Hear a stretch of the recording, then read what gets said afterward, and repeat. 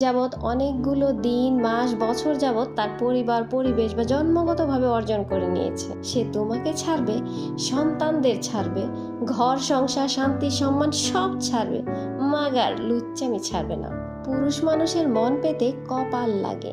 যার কপালে চরিত্রবান স্বামী থাকবে, সে বিশ্রী, কালো, মুটকি হলেও স্বামীর ভালোবাসা পাবে, সম্মান আর আদর যত্ন পাবে। আর যার কপালে লম্পট জামাই থাকবে, তার লাক্স ফটোজেনিক বিশ্বসুন্দরী হইয়াও কোনো লাভ নেই। স্ত্রীকে পর্যাপ্ত সময় দিন।